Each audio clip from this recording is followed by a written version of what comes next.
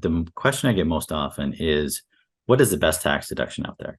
Right. So Right. how do I, what is the way I can lower my taxes the best, the easiest, the fastest, whatever you may want to call it. Right. So everybody has to pay taxes, but nobody wants to pay more than their fair share. Hmm. And in my mind, the best tax deduction out there is the HSA. The Yes. health savings accounts are, if you have an opportunity through your employer, or if you're self-employed, to start an HSA. If you have a high deductible plan, you can put in, $3,850 if you're single, or $7,750 if you're married in Hmm. 2023, and just let it grow. It's an investment vehicle, which you get a tax deduction for.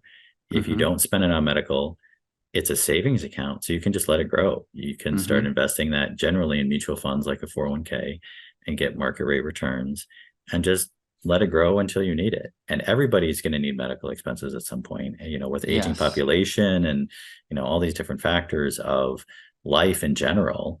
Hmm. At some point, you're going to need medical expenses. So this is like a way to build a medical slush fund, is what I call it, for Totally. at some point when you need it.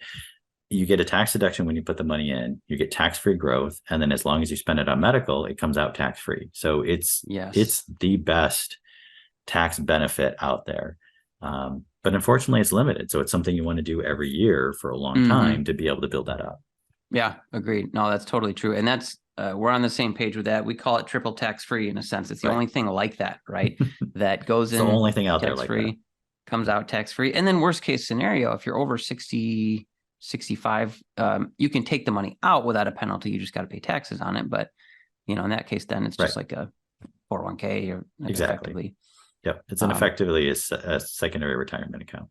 Yeah, so it's a no lose situation. And we definitely and I've even had conversations with many of our, especially high income clients, where we talk about, hey, we try to pick their plan at the beginning of their job and pick their Mhm. benefits. And I'll kind of lean towards those HSA plans, Right. because that's something to note too. Not every plan, not every health insurance plan qualifies to have an HSA. It's got to be a high deductible health plan. Right.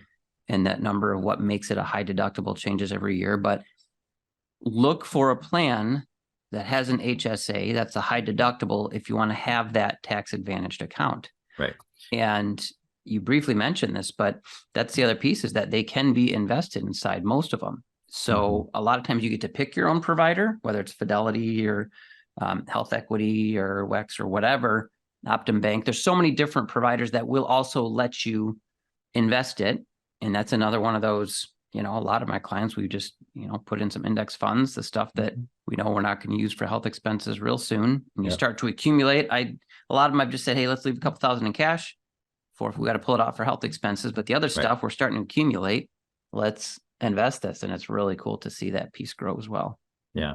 And this is where really talking to your client comes into play, because some clients may have high medical expenses and don't want a high deductible plan because they Mm-hmm. want the insurance to cover, some of it. So, or most of it. So Sure. if you have a lot of medical expenses right now, having an HSA may not be the best benefit for you. Yep.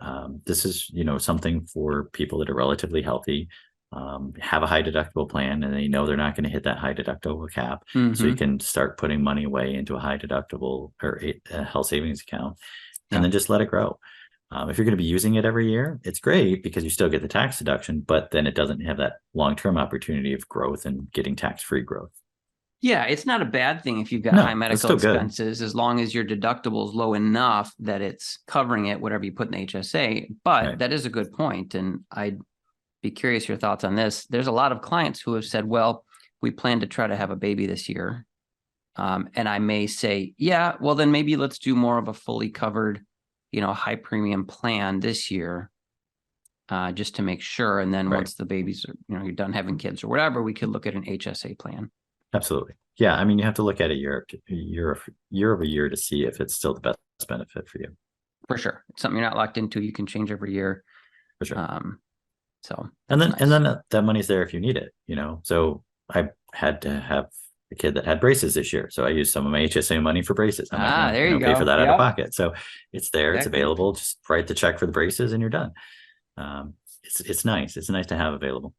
Yep. This year I wanted to get bicep implants, and so I've got my HSA. Got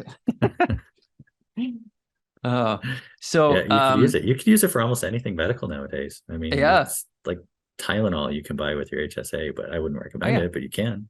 Yeah. I mean, yeah, you get a debit card and you can Right. go do that.